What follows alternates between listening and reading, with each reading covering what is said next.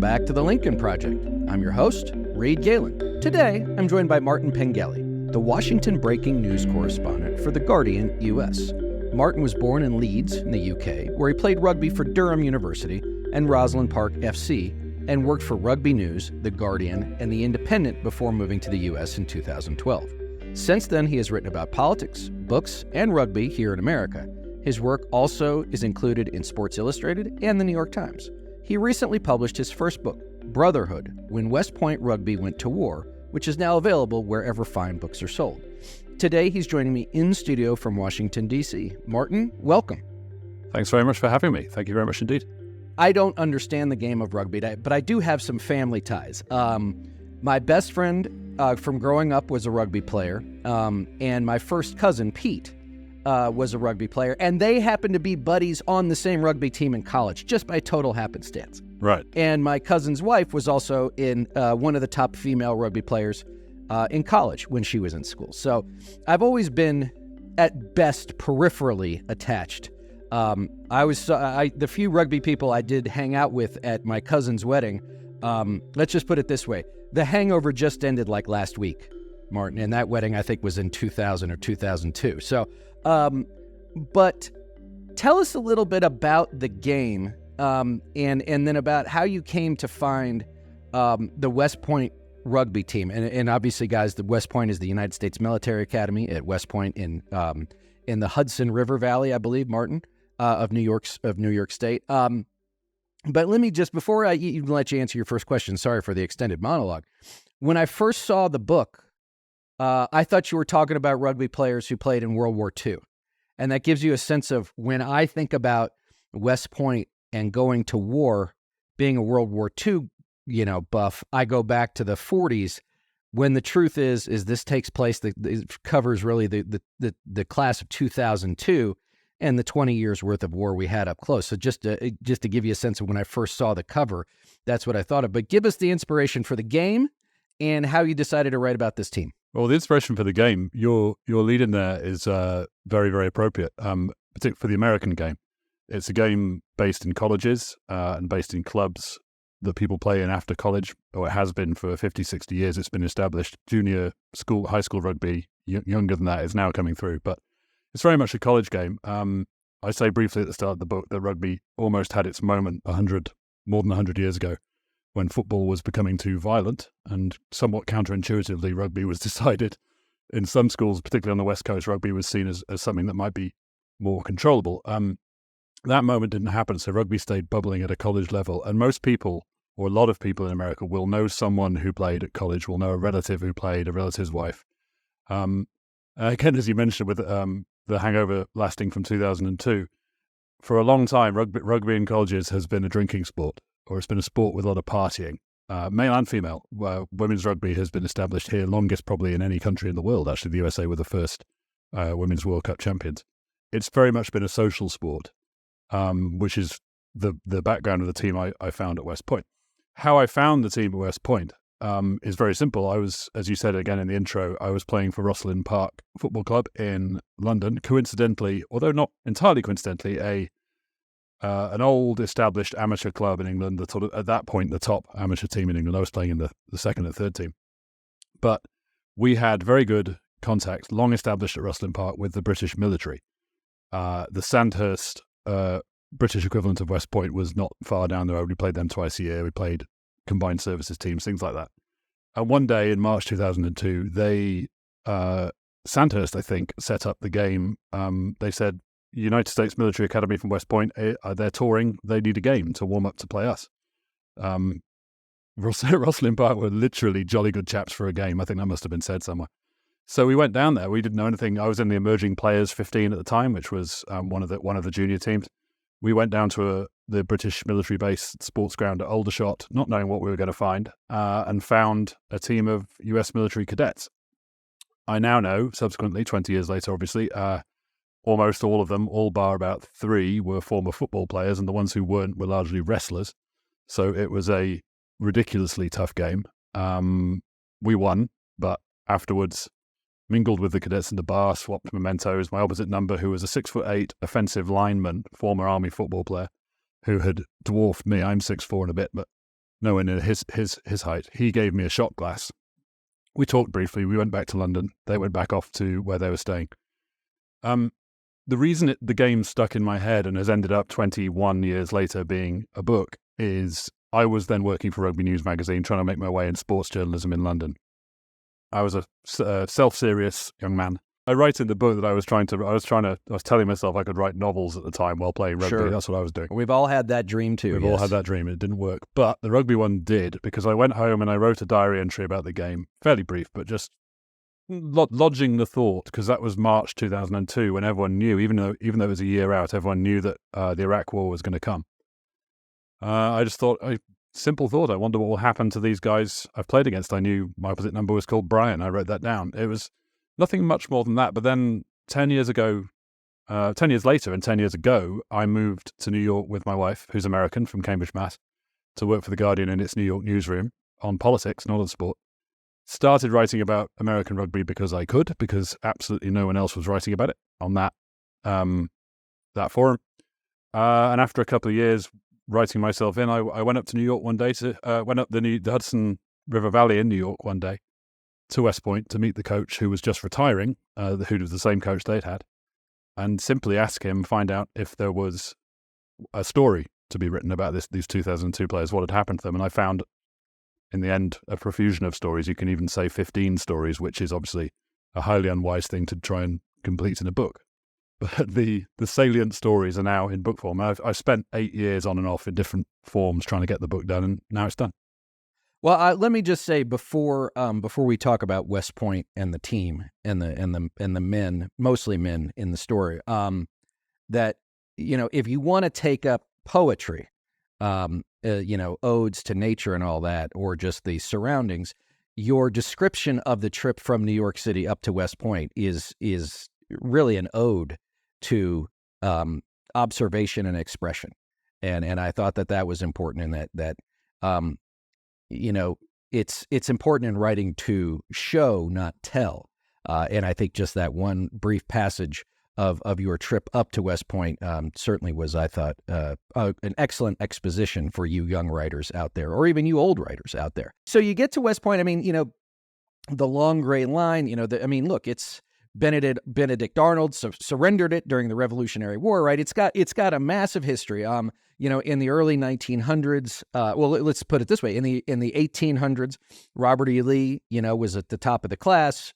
Ulysses S. Grant was near the bottom of his class. The early 1900s, there was a class, was it 1911 or 1912? They called it the class the stars fell on, and that was the likes of Patton and Eisenhower and those types. And so it has this long and rightfully storied history that really tracks, America's best and worst times. You talk about the discipline and beast, which is the sort of, if you're a fraternity guy, you'd think of it as Hell Week, but at the beginning of your semester, not at the end.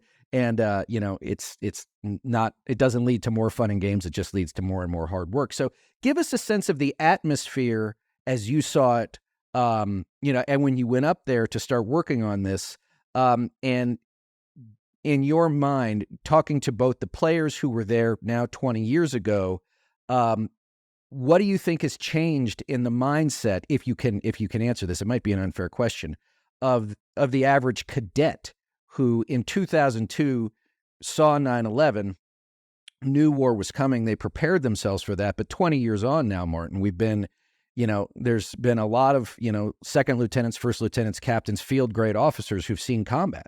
In terms of going up there, I was primed. You mentioned the description of the trip. I was primed for it by being a double history grad. My first degree is in history. My second's in history of art, which I count as history. So I was a sucker for that trip up. And I'd also done a little bit of research before I went. I'd read what Charles Dickens said in 1842 about going up to West Point, the scenery and the trip. And I'd read some of the classic memoirs. So I'd read from the essays of James Salter, which I cite, through to eventually to David Lipsky in Absolutely American, and also Rick Atkinson on the Long Grey Line and so on. I'd read in. And that didn't quite prepare me for when I actually got to the campus itself, which is a remarkable place. as you're saying, all the history that's there, the weight of it, the weight of that history. I learned actually, as far as mindset goes, I learned later more about the Switch. Actually, from reading not just Lipsky, which David Lipsky from Rolling Stone was living there on 9/11. He lived there with the cadets for 4 years. He wrote the classic Absolutely American, which is indispensable. But there was another book which has been totally eclipsed by David Lipsky, written a couple of years before. It's called Duty First, and it's by Ed Ruggiero, who is a soldier, West Point professor, novelist, prolific writer. Very good book. But it came out before 9/11. So it's about peacetime West Point. And it's about one of the grads it tracks goes to Kosovo to do some peacekeeping, which is also shown in Surviving West Point, the Discovery Channel documentary that was made in 0102. That was a good way for me to prepare to talk to my subjects about how they went in and how their lives changed on 9/11, which they did, because they all, to varying degrees, went there for sports, free education, and service, probably for 5 years. They would have thought. Not that would be too broad to say all of them did that. Some of them may have had long-term military ambitions, but they were, by and large, thinking in that way: see some peacekeeping, serve the country, do your thing, pay off the magnificent free education, which is what the captain calls it in the book, and then go out. And on 9/11, that completely changed for them. So again, the book tracks this. Their mindset, the team's mindset, not all of them, but most of them, was fairly, I guess, for want of a better term, gung-ho. In the end of 01 and into 02, the hooker, Jim Gerbitz, hooker being a position, I always have to explain that whenever I'm talking in America. Jim Gerbitz was very much a sort of gung-ho guy, a very hardcore guy, determined to go infantry. I think 8 or 9 of them went infantry in the end, went and fought in different ways. Jim, as the book says, his career turned out slightly different thanks to a knee injury. They went on through. Some did come out after 5 years. Matt Blinn, the captain, saw action in Iraq, then came out after 5 years, went into the corporate world, but some didn't. Some carried on. 2 went into special forces, did multiple tours. So they had a very emblematic experience of the post 9/11 mindset. Now, when you go up there, which I did last week, I went up for a legacy night for the current rugby team. It's shifted again, as you say. One of the main differences in terms of the nature and ethos of rugby that you mentioned is that of the current West Point team, who won their Army's first national championship in 2022, first time that's ever happened. There was one conversation with Matt Sherman, the coach I had, where he pointed to a practice game going on and said, there's one player out there who was not recruited for rugby, which shows how the game is changing. So they're recruited players, they're recruited athletes, they have varsity status. They're much more, maybe it's not, I can't say, you couldn't say quite it's an inverse, but they flipped to being extremely serious about rugby, extremely serious about not partying, I would imagine, because they've got a very, very strict spotlight on them, being an NCAA sport. And as far as the going out into the Army goes now, you probably have to, at the moment, head towards special forces or towards flying, I would imagine, to actually see action as such. That doesn't take away anything from the service. An Army player was killed 2 weeks ago in a helicopter crash in the Mediterranean, where the carriers have been sent. It is still a dangerous thing to do. It's still a very, very, very serious thing to do. But yeah, it has the atmosphere I wrote about, which carried on for years after 9/11, has kind of changed, I would say. Just to go back to the historical perspective, the 30s, the 40s, the 50s, the 60s, right? Even into the early 70s, World War II, then there's a break, not much of one before Korea, right? Then there's a break, but we also still have a draft, right? So there's just a massive military operation going on. Then Vietnam, 8-10 years, right? And then you hit that early, and maybe it's a little bit analogous, Martin, whereas like, let's say the class of, 75, right, is probably looking forward to those sorts of things that you're talking about, which is the massive land war in Asia that was just chewing up men and officers, right, has come to an end for the most part. There are still forward deployed in Korea or wherever the case might, in Germany, because it's still the Cold War.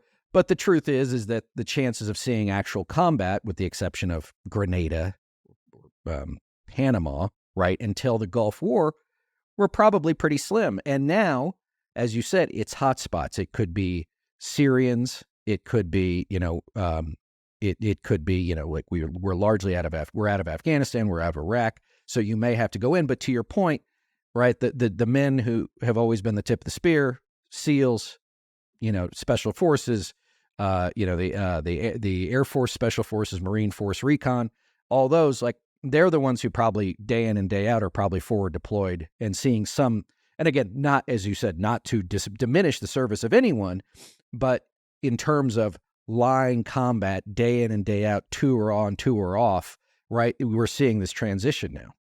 Yeah, absolutely. There's other changes in the rugby at West Point and the rugby mindset as well. The women's rugby was established there 3 years after the class I'm writing about. The marvelous acronym WAR, Women's Army Rugby. They are very, very serious. They are perennial national contenders or challengers. I think they more than the men have sent some more than one athlete to the Olympic training center in California. Now that's another thing that's come in. Rugby's made the Olympics in the sevens, and Army is a very good place to obviously produce extraordinarily fit athletes who have to play sevens. So the place has definitely changed. You get the spectrum of opinions on service with these guys from O2. You get it when you talk to younger cadets. With these guys from O2, when for a couple of times during the book, one occasion in particular, there was a reunion staged in Cohasset, Massachusetts, at the captain's house in summer 2021. Partly for a reunion and partly to get me there to do some interviews and grab the guys I hadn't met in person.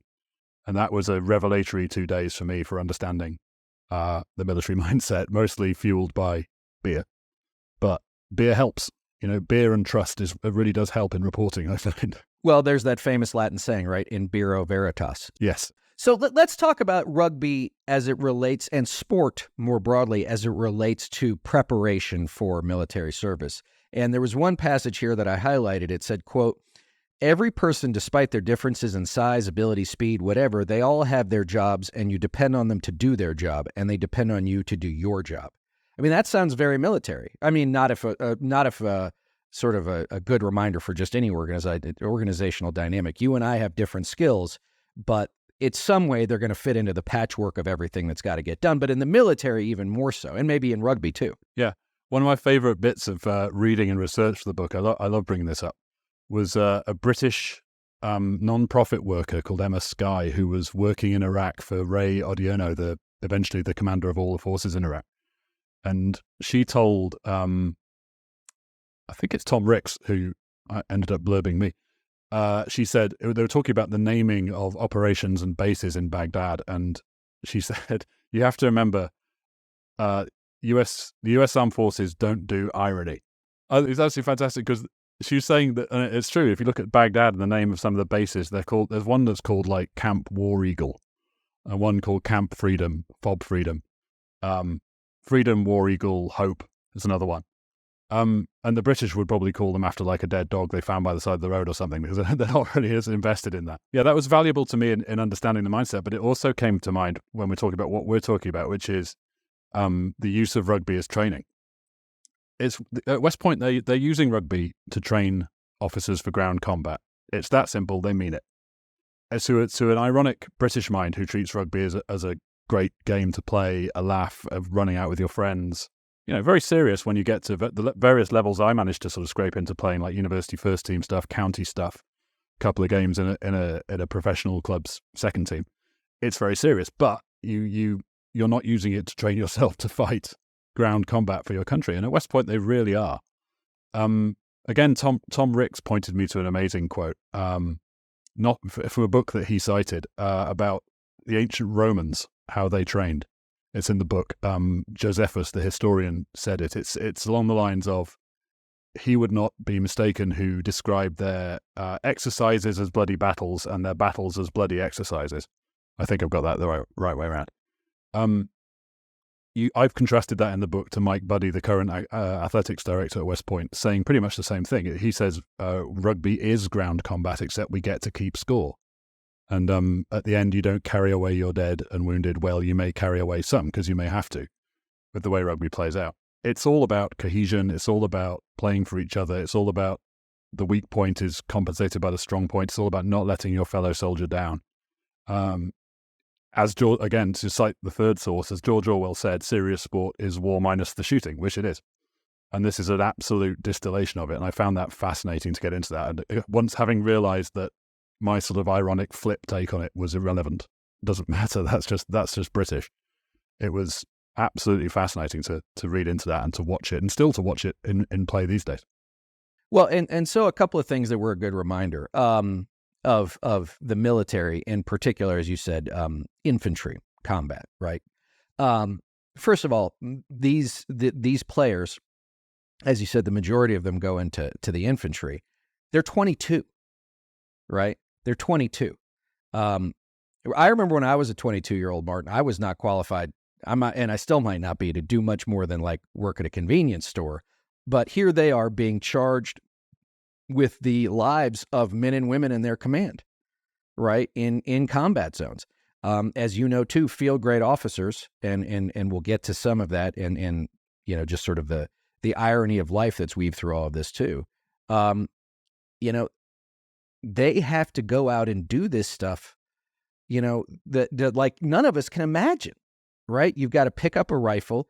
You're a platoon leader, right? Maybe you're a company commander as you get, you know, a little bit more advanced. But here you have, you know, whatever number of soldiers it is. And I've been blessed to have a number of friends who were more in the Navy and the Marine Corps than the Army. But, you know, I was always struck by the seriousness with which they took the charge of being responsible for the lives of their soldiers and or their Marines. Yeah. It's that's precisely it. The first proper chapter of the book, after the foreword and introduction, follows Matt Blind, the captain and fullback, on his deployment to Iraq, to Mosul, and to just south of it, Hammam al-Alil, in 2004, and it ends up with the point in Mosul where things got hot in the Battle of Mosul for a week, and describes his experiences there. But he provided the photo, which we've printed on. Each chapter has a photo trying to illustrate it. And he provided the photo, which is of Matt, I think in Hammam al-Alil, standing with a mortar in his hand. He's holding a great big mortar and he's smiling and he looks about 5. I don't mean that derogatory to Matt. Matt was a superb athlete at that point who'd come out of West Point for 4 years, captain West Point, but he just looks so young. And there's a soldier standing behind him who looks even younger. And that really... I mean, the kid behind, just looking at the picture here, it's literally right at the beginning. The kid behind him at the time couldn't have been more than 18 or 19. Yeah, probably was 18 or 19. And that was another thing. There's points throughout the whole writing of this book where it hit me what I was talking about. The other salient one, I mean, they're all salient, but Jim Gerbitz, again, the hooker, central character in the book for a sad reason. Rugby wrecked his knee. Rugby sent him away from infantry, couldn't complete his dream. But he found purpose in convoy security, which is sounds mundane and turns out, of course, in Iraq to be the most dangerous thing you could possibly do. So I interviewed as many members as I could find of the platoon he put together, a bunch of outsiders, cut from other places, oddballs, they would say themselves, that he put together and formed into this security platoon, which eventually, doing that job, cost him his life. And that, you're thinking, again, there, that this is a bitterly disappointed 23-year-old, 24-year-old who has seen his army career wrecked and then has this chance to resurrect it. And according to all his men and the women who served with him, who I talked to, did such an incredible job of it. Age 24, while embittered, while disappointed, while delayed doing what he wanted to do, and still did it. It's tremendously impressive. What do you think is the percentage? It's an unfair question, Martin. What is the percentage of something like a Jim Gerbitz whose leadership ability is innate versus what he learned at West Point? He would be an interesting character study in that sense, Jim, because Jim, along with a guy called Clint Aliernik, they were 2 best friends. They were right in the middle of the group. There's a couple of other, as I've described them, big dogs, because I was doing a study of sort of group dynamics, seeing how they came together.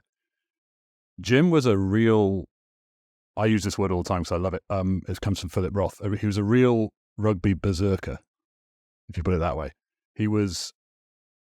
His sister described his attitude to classwork and to athletics at high school as balls to the wall, all the way. His coach at high school said he had the dirtiest uniform at the end of every training session, and he would lead extra training after defeats, partying after wins. He took that to West Point. He very, very soon dropped out of football because he wasn't big enough, and he was a big guy. And he found rugby through Clint. And the two of them played 4 years of rugby, which is relatively rare. Most people come after 1 or 2 years, or did then. And seeing Jim as a leader and whether what's innate and what's not, I'm not sure I could answer that about innate leadership in him. There's a couple of scenes in high school of him leading people around after I think a bomb threat was called in that one of his friends told me about. But his sheer force of personality is what West Point identified and channeled, I think. And some younger cadets had told me on and off record about how they would avoid him at training sessions. It's like, go nowhere near Jim Gerbitz. And I know that kind of figure from playing at Durham University particularly and playing at Rosslyn Park. At Durham University, we had a couple of front row players, front row being where Hooker and Brops play, the sort of suicidally dangerous, hard place to play. We had a couple of internationals, one who ended up playing England B and one who ended up playing for the USA, actually. And when I was a freshman second row, quite good, I was sort of being promoted up, but not really, 2 years younger than, 3 years younger than. I just stayed the hell away from them at training. And as soon as I learned about Jim and Clint, I thought, stay away. I'd stay the hell away from them. And I'd do anything they told me on the field. I'd follow them everywhere. And in training, I would be very, very keen not to be anywhere near them. And a few players said a similar thing. But Clint and Jim both developed into, by all accounts, good infantry leaders, really hard guys who would not ask their men to do anything they didn't do and would go, to coin the phrase from Jim's high school days, to use the phrase, balls to the wall. I think it's also interesting. I'd be curious about this because, just as an aside, the miniseries on HBO, Band of Brothers, I think debuted, I think, on September 9th or maybe 10th. 9th, I think. And some of these guys would watch this religiously, and of course, obviously, Dick Winters, in the book by Ambrose, and then in the story, played by Damian Lewis brilliantly, is the infantry officer, if you had to serve in a line company, you'd want as your CO, right? And I'm curious if in some ways some of these soon to be soldiers at the time saw something like that. I said, you know what, like, this is how it's supposed to be. I wonder maybe if art informed life a little bit. Yeah, I think that they absolutely did. They say in the book, various ones of them, they watched Band of Brothers religiously. They had it on loop on their coach when they came to Europe to play us, when they went to Normandy. I just put some photos of that on Facebook yesterday. The one of the team who I can think might have been closest to a Dick Winters character was a guy called Zach Miller, from far western Pennsylvania, a big guy. There's a great story from one of his best friends in the book about taking him to a party at home in New Jersey somewhere and being asked, because Zach was huge with great big shoulders and a big deep voice, big lad. Jay, his friend, being asked literally, who's the meathead? And Jay saying, you mean the meathead who ended up being the Rhodes Scholar? Yeah, is that the one you're talking saying about? Precisely that. Oh, that's no meathead. You don't know about that guy. There's video footage of Zach from a bicentennial event talking to Anderson Cooper, towering over him, big booming voice, and telling him that the most challenging thing he'd done as a Rhodes Scholar, a Truman Scholar as well, was finding. And may I just read this passage about Zach? Quote, "The most extraordinary student I have encountered during 10 years of undergraduate teaching, a natural leader, not in the least self-absorbed, who puts me in mind of scholars like Descartes." He also noted that Miller, quote, "would often appear in class after weekend's rugby tournament with spectacular bruises and cuts." Sort of a warrior poet. Yeah, who wanted to be, but openly wanted to be a senator and perhaps president, and was regularly thought of that way.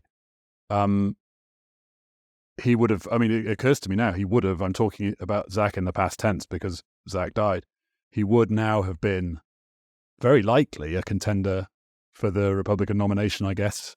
I'm guessing there about his affiliation, but certainly as an old-style Republican nomination in Pennsylvania for that race. But let's talk about Zach and some of the other characters. Clint, you mentioned, who made it further but is no longer with us. Also, is that Zach died in training. He in Ranger training. He never made it to combat. He never made it to Oxford. And it's a good reminder. And I know from one of my best friends, he was lucky enough to get all his Marines through combat in places like Fallujah, and lost a number of them when their Humvee flipped over, right? And so, whether or not it's in the woods, or it's on a road in, outside of Baghdad, or if it's in a lake in Texas, sometimes life, isn't fair, and your number's up and it doesn't make any sense. And there's a guy like Zach Miller who has all of this talent to offer the world. And the next thing you know, he's pushing himself so hard, and the systems in place at the time weren't there for him. Yeah, that was reconstructing what happened to Zach. You mentioned the lake in Texas, what happened to Joe Imai, and what happened in Baghdad to Jim. It's obviously the hardest work of the book. In Zach's case, he died of heat exhaustion in pre-Ranger school. Actually, he was training for Ranger school. There was a absolutely intractable historical question of why he didn't make it straight into Ranger school. It's something to do with failing sit-ups or press-ups. Nobody can quite say which one it is. Reports, which appear to be a fairly, if not completely, subjective decision based on the cadre there, right? Whether they just decided they didn't want to give it to you. Absolutely. I went to for advice on this to two veterans and writers who went through Ranger School. Andrew Exum, who formerly wrote for The Atlantic, wrote a book called This Man's Army, and is a rugby fan, a big rugby fan. And Craig Mullaney, who was a Rhodes Scholar 2 years before Zach and did what Zach was trying to do. He got through Ranger School first so he could go to Oxford and come back and not have to do it after 2 years softening up at Oxford. It's totally subjective. The trainers, the cadre, are unfair. That's the point. Zach failed something, as did two other lieutenants he was with. They went off into pre-Ranger. And then the pre-Ranger experience, it's a remarkable cataloguing of a number of small things going wrong and all just adding up. There's a number of small reverses over a few very hot days in Ranger School that even then should not have added up to Zach not coming back from land navigation, not being found immediately, and then being found dead. But he was. He was found out on the Ranger pre-Ranger School land navigation course. Died of heat exhaustion. It's a remarkable, as you say, reminder of you're writing a book about war, and this was just preparation for war. In a way, it was preparation for war. And a remarkable, awful series of accidents occurred, and Zach Miller died at the age of 22. Right. And then, another one where, again, life just comes is, how do you say his last name? Imai? Imai. Joe Imai. Yeah. Joe Imai, is from California. He's down in Texas on a lake on a speedboat, and just sort of as a joke, jumps off the edge into the lake. Eddie never comes back up. Eddie Johnson, who was the only person who saw him jump, because the two guys in the front of the boat didn't see it. One of them was driving, the other one was looking ahead. Eddie said to me, he just thought, I think the quote is in there. It's like, it's Joey, quit fucking around. Taps without much urgency, taps the guy and the driver of the boat on the boat, says, turn around, we got to get Joey. And he just didn't come up. He'd had a lot of beer at the time, which would have contributed to it, but it was just the randomness and the cruelty of fate is staggering. And talking again then to Eddie, who saw the whole thing, but also of course to George, Joey's dad, and to Marianne, his sister, his surviving relatives. It's hard to fathom, apart from the sheer randomness of it, that could have, the way that happened, the way just Joey just decided to jump for a joke, and that was that. It's not easy reporting at all when you've started a book based on rugby and you're going into these areas. Well, no, and so let's talk a little bit about that. I mean, you spend a lot of time with the players, obviously, some time after their graduation, after their service in some cases, and you spend a fair amount of time, or maybe a lot of time, with the families. So give us a sense of what those families felt as they, heard Zach wasn't coming back from pre-ranger training, or Jim, who, to your point, I think, given, and I want to come back to this, but given the proliferation, and I think that is the right word, Martin, of IEDs, improvised explosive devices, which could have been any number of things and got more lethal as the war went on. Right? The convoy duty was probably the most dangerous duty there had to be on a day-to-day basis. So how did the families feel when they got this news? You illustrate we've all seen it in cinema, of the car pulling up to the drive. So give us a little sense of that as you talk to these folks. Well, when it comes out, between talking to me, it's between 10 years after Jim died and up to 20 years after Zach died and Joey died.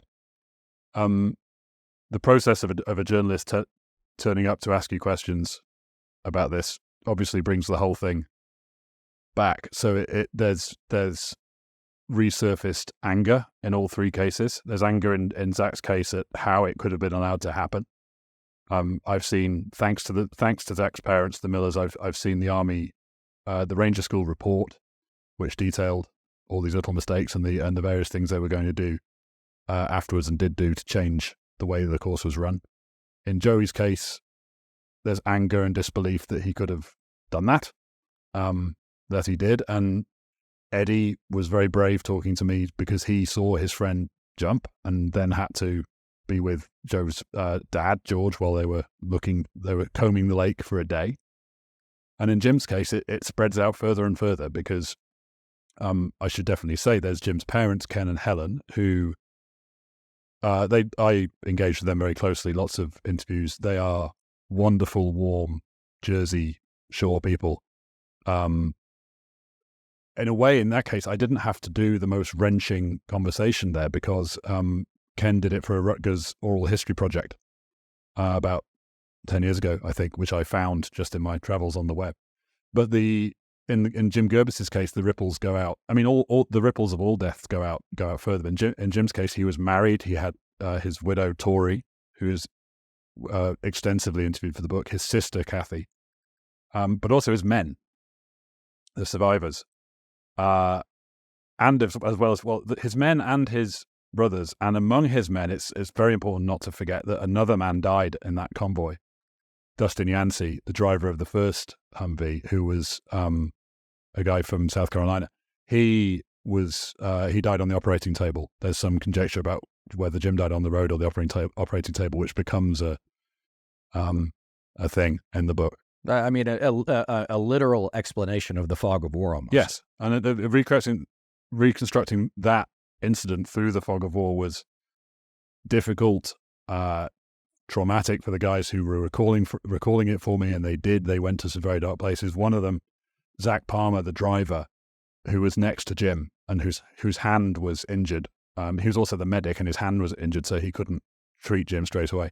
He was doing his post round in Florida when I tracked him down and talked to him, and he paused the round to cry and paused the interview to cry. And it's as a lifelong editor and politics writer, so not a door knocker, not a reporter on familial grief, which in a classic Fleet Street education as a reporter, you'd know how to do it.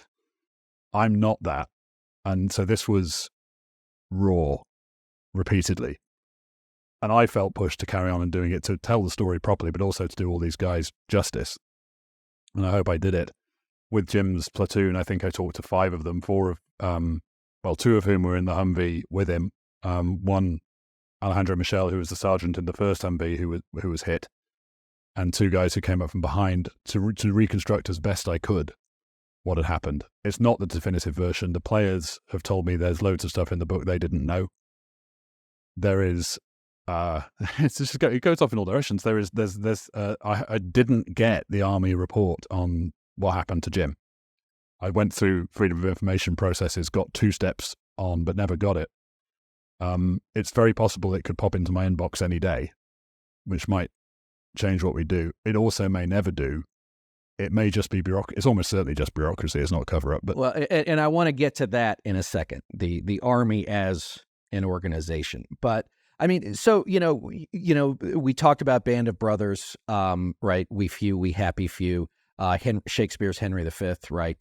My favorite rendition of it happens to be Kenneth Branagh, but I'm sure everybody has their own. But, you reference Sebastian Junger, who I've interviewed as well, about this brotherhood, and I don't want to leave out, all the women that now serve, and sisterhood as well, of something that really nothing other than probably combat can really create. Yeah, that's I've been very keen to say, brother, that, this book in future could be called Sisterhood, the way combat roles have changed and the way rugby has changed as well. Sebastian Junger's work in 3 books, War, Tribe, and Freedom, was incredibly influential for me. I've been lucky enough to interview Sebastian a couple of times, meet him, including interviewing him about Cormac McCarthy after Cormac McCarthy died, which was a sort of... Well, yeah. We could listen, we'll get the 3 of us together, we'll do nothing but 2 hours on Cormac McCarthy. I know, that was like sort of fantasy journalism when I got to do that piece. Sebastian's work, particularly Tribe, because it talks back and forward to the other 2 books around it, really informed what I was doing. There's a point where Mo Green, the fly half, who's one of the absolute... he's a kind of an alpha male within the group of alpha males, but he went special forces, finished 4th in his class at West Point, went special forces, was, so far as I understand, really one of the trigger pullers. Mo says, I was asking Mo, what did you find in rugby at West Point? How did you live with it? And he described how he was a bit iconoclastic towards West Point, towards all the official strictures, towards the discipline. He said rugby gave him an out for that, but he said, in rugby I found my tribe. That was it. It's my tribe. It was a bunch of guys who I could play with, exhaust myself with, train with, drink with. None of them are actually, none of them get carried away. There's another very good book that I read in doing this called Red Platoon by Clinton Ramisha, who fought in the battle that became the subject of the movie The Outpost, which was based on Jake Tapper's book on the same battle, Cop Keating in Afghanistan. Clinton Ramisha just came out with a paragraph which I took in full and quoted in the book about how Band of Brothers particularly, and Henry V, have created this expectation that everybody in a platoon, everybody in a team, everybody in a squad will be brothers and work perfectly together. And of course, that's not true. In any group, there are people who don't fit in. There are people who are slightly outside it. There are people who don't operate as purely in the interest of the platoon as you'd want. Everyone's And brothers can have, I mean, I don't have one, but brothers can fight as roughly and as awfully with one another as anybody, maybe more. I have 2. I played rugby with them at high school, and we had our fair share of scraps. That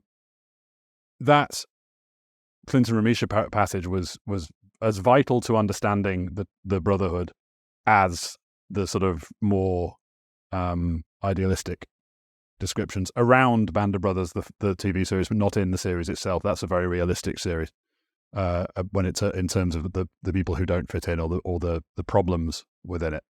And Sebastian Junger, to go back to him, is the same. Sebastian Junger's Restrepo, the film, and War, the book, are just they're unapproachable for a reportage goes. I mean, obviously, one thing I wasn't going to do and didn't do would be to go to Baghdad, because Americans had left by then, but also I write politics every day, so I wasn't going to do it. So I was relying on that kind of reportage, and his work on men in combat and men when they come home from combat is, I think, unsurpassed. Well, and just broadly speaking, for all the men and women who have served and are serving, and especially those who have had, real live close quarters combat experience too. As you know, Martin, I can't speak for the UK, but in the US, we often do not do nearly right enough by them when they get home. And I always think about the movie The Hurt Locker. Jeremy Renner plays a bomb disposal tech. And to me, this is why, Martin, some directors are just incredible, because they can tell a story in 3 seconds. And it's when Renner's character has come home from Iraq and his wife sends him to the grocery store to get cereal. And Catherine Bigelow, who I believe directed it, has this long shot of the cereal aisle. And it's 800 kinds of cereal in every color, shape, everything else. And Renner's character just looks at it, completely helpless as to what to do. And the next scene is him back in the suit in Iraq, which is the rhythm, such as it is and as lethal as it can be, of combat, of military life, of purpose, of brotherhood, of sisterhood is one thing. Coming home now saying, first, what am I supposed to do with myself? And second, Martin, whatever compares to that, right? You can have some outlet. I saw a story the other day that many sort of, ultra athletes, right, ultra marathoners, all this stuff, have some history of trauma in their lives, and this is how they sort of account for it. But, it's one of those things, and I'd be curious to see as you talk to many of these men, mostly men who were officers who, came home, do you get a sense that they have adjusted, or was there a sense of adjustment that you could discern? I mean, you said one of them went into corporate America. It's probably not unusual for a high-performing West Point grad, former infantry officer. But what's your sense of how they readjusted after that? I think one or two had problems readjusting. I mean, it's not in the book because the book doesn't go that far. David Finkel of the Washington Post wrote the brilliant book, The Good Soldiers, about Rustamaya, which I use because that's where Jim was. And then he wrote Thank You for Your Service, about what happened to those soldiers, the survivors, when they came home. That would potentially be another project for me to do. I think, in a very general sense, it wasn't easy for some. It was in the most direct expression of this that's in the book is Jim Gerbitz coming home on leave not long before he went back to Iraq and was killed, and Tori talks about driving around Savannah with him. And him being transfixed on every single bit of garbage by the side of the road. Because that's, as Eric Stanborough says in the book, another rugby player, that's what you were looking for when you're on IED clearance or when you're on a convoy route. So when Jim was driving to the supermarket, to the cereal aisle, he was tense. He was looking at the side of the road. He couldn't stop, scanning for danger. There's an ancillary tale, which you mentioned at the start of the conversation, the look of the book, the rugby ball with the dog tags, which an author friend of mine, Charles Kaiser, I'll name drop him because he's been valuable for advice, told me while I was in the writing, is like, look, one of your first battles, forget everything you're trying to do to finish the narrative. Are you going to get a good cover? Because your book has to look good. If you don't like the way your book looks, you're going to have a problem. And Godine played an absolute blinder with the cover. It's a remarkable image. That image of a rugby ball with dog tags, which, if readers look closely, it's Jim Gerbitz's tags. It was thought of by the warehouse manager at Godine, the publisher up in New Hampshire, Dylan Gray, a retired sergeant, 2 tours, I think, multiple tours to Iraq, and he thought of that. And Dylan's didn't know rugby from anything. By his own account, not much of a reader. But this project came on board, and he said, "Hey, what about a rugby ball, muddy it up, and some tags?" And he couldn't fit it. He couldn't have hit it better. And in talking to Dylan about his experience of reading the book, about guys he didn't know, a sport he doesn't know, guys younger than him, has been really educational for what it did to Dylan to read the book, especially obviously the final 4 chapters about the convoy. It's been very telling, and he's been very, very kind, very effusive about it. But just seeing his experience as someone who came to this with that side of experience and having come home from it was really, really educational for me. Yeah, it's a beautiful cover. It's, of course, called Brotherhood When West Point Rugby Went to War. Let me zoom out for a second to the Army as an institution. There are a couple of reminders in here, and there have been numerous books written about the lead up to the Iraq War and the war itself. But you provide a lot of reminding, Martin, that for all of the United States military, the Army's ability to be the finest fighting force and the most lethal fighting force probably humanity has ever known, it can fight a war better than anybody. The problem comes when they're trying to hold a peace. And oftentimes that's not the Army's fault. That's not the general's fault. That's not the colonel's fault. That's not the lieutenants or the sergeants or the privates or the specialists' fault. And then, so they go into this with, unarmored Humvees, right? And then as soon as, Bremer fires the Army, he fires all the civil servants. Now there's a bunch of guys out of work with guns and everything at their disposal. and now, artillery shells start to be planted, right? And the innovation that these guys came up with on how to kill American soldiers didn't stop throughout the war. And it went from an artillery shell to basically a shaped metal charge that became molten in air, and then it just cut through a Humvee like butter. And, it wasn't until they came up with MRAPs and everything else, that were shaped in a certain way underneath to deflect the blast. But, a lot of this is sort of hillbilly armor, right? They put a half-inch steel sheet on the floor, but you saw that too in World War II, right? They put sandbags someplace and it never fails to shock and disappoint me, and sometimes infuriate Martin, that, there's that old expression that I really dislike, which is you go to war with the army you have. Yes, but isn't it somebody's job to figure out what that army might need before you send them there? Yeah. It is. Every player's experience was the experience of trying to deal with the fight one, what next, don't have the right things, don't have the right guidance. Sometimes did have the right guidance and were practicing, particularly the guys who served up around Mosul when Petraeus was in charge doing counterinsurgency. They had the right approach. They did their best. Mo Green tells a story. He tells one story of being lucky that he's small because he could fit in the Humvee with all the sandbags they had to put on the floor because they weren't properly armored.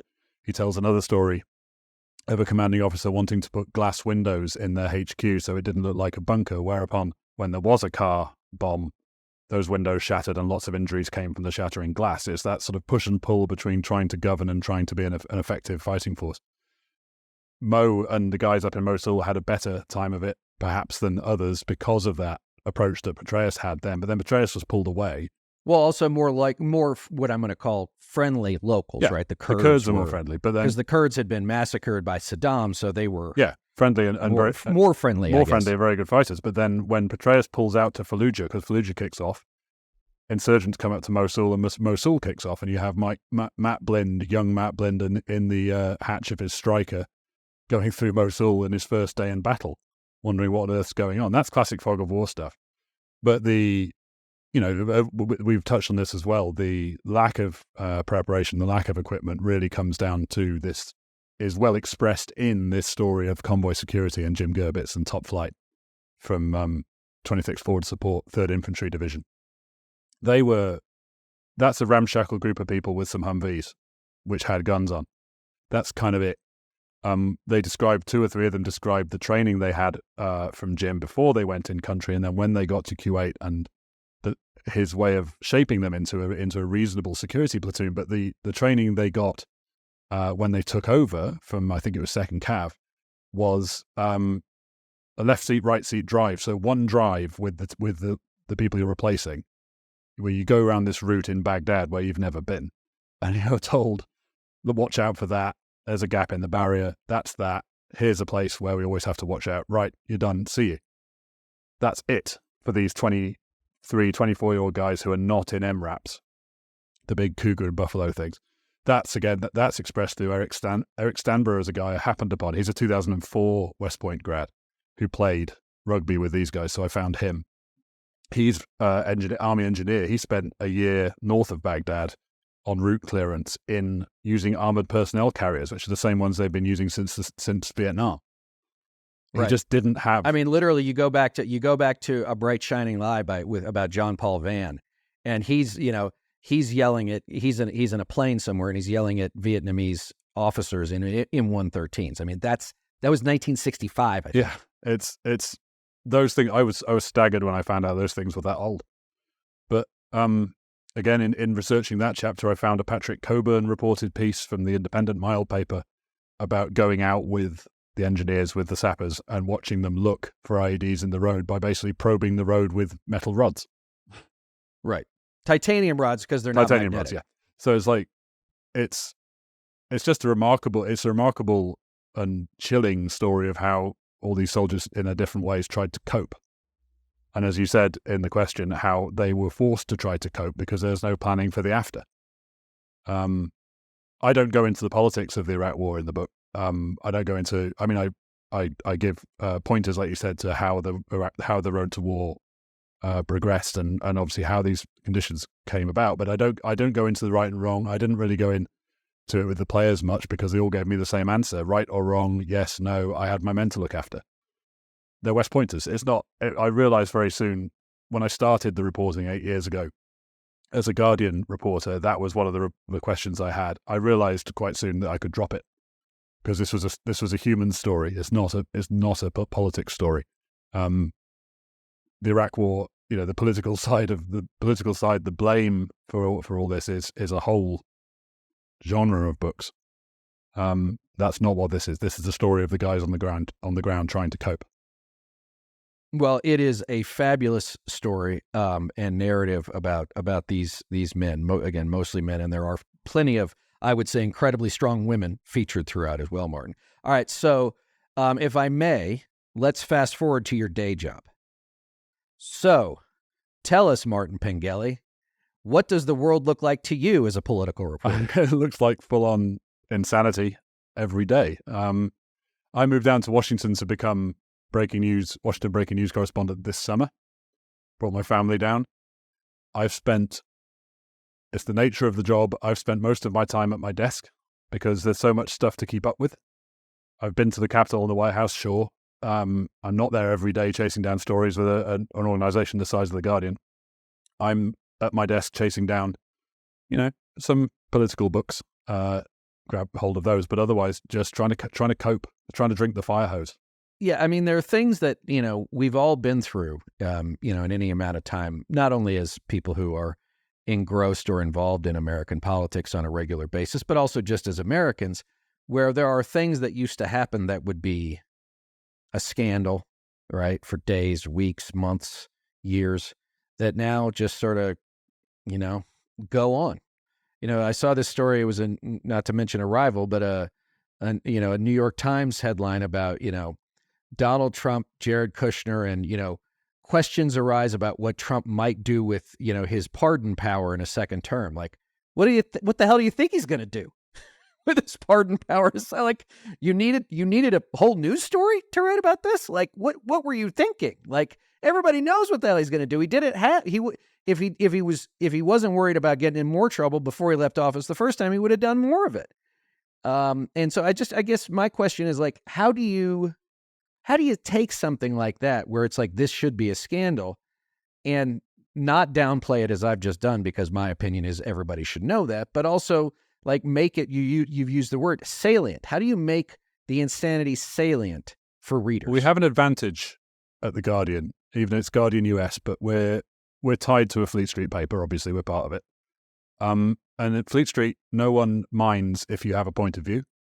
We'll report everything accurately. We won't make stuff up, but our headlines will be pointed, and our story selection will be pointed. The Guardian is a liberal paper, so in terms of making things salient, I am quite often showing my readers the bad thing in a way, and saying, here it is. It's the bad thing. There's a certain latitude for a bit of editorializing in our copy, but a lot of the time. So, but let me ask you that as someone who's been a reporter for a long time, because Stuart Stevens, one of our senior advisors, said, the thing that's frustrated him about American coverage, political media coverage, is that, everything's this, they're all bound and determined, not all, but many are bound and determined to show that they are somehow, quote, objective. Stuart's question is, okay, but how do you tell both sides of a lie? Well, in our case, we just say it's a lie. We can do it. It's an advantage we have. And there's a million advantages the Times and the Post have over us, including, in terms of depth of resource, brilliance of reporting skill, and so forth. I wouldn't say we can't compete with them every day. There's no point trying to say we are, but we just say it's a lie. We've said Trump lies about electoral fraud for as long as he's been lying about it, because he lies. We don't have to go into calling it a false claim or a falsehood or trying to say why he says it. It's a lie. And it's quite refreshing to be able to do that for us. It's refreshing for us to point to things like threats to abortion rights and just say that's just a threat to the right to abortion. That's a threat to freedoms that should be guaranteed. We can do it. There's an editorializing edge in pretty much everything we do as a British paper, as there would be, and as there is in some form for a British organisation or a British origin organisation like the Mail from the other side of the spectrum. They will do the same thing. The Guardian will claim we're not as scurrilous as the Mail, for example, can be sometimes, but we are serving liberal readers around the world. That's our aim, while being determined to be objective about the truth. It's a shame that you and I have to spend 7 minutes talking about objective truth in journalism, but here we are. Before we let you go, where can we find your work, and where can we find you online if you still dare to tread social media? You can find me at The Guardian, Martin Pengelly, my author page. You can find me I still call it Twitter. Guardian Style Guide still calls it Twitter. I'm at Martin Pengelly. I'm on Threads, same thing, at Martin Pengelly. I'm on Facebook, where I'm keeping going a Facebook group on the book, which is proving to be very useful for putting a community together of Army rugby players, Army people, readers, and also a good way to keep talking about these players and keep sourcing material. If it's gone to a second printing. If it goes to a paperback, I've learned more since it came out because I've met people, I've found new sources, new conversations. So go to Facebook, look for Brotherhood When West Point Rugby Went to War. There's an open group to join, and that's where it is. All right. As always, gang, you can find me on Twitter at Reed Galen, on Threads and Instagram at Reed_Galen_LP, and on Substack at The Homefront. Again, everybody, the book is Brotherhood When West Point Rugby Went to War. Martin Pengelly, thanks for joining me. And everybody else, we'll see you next time.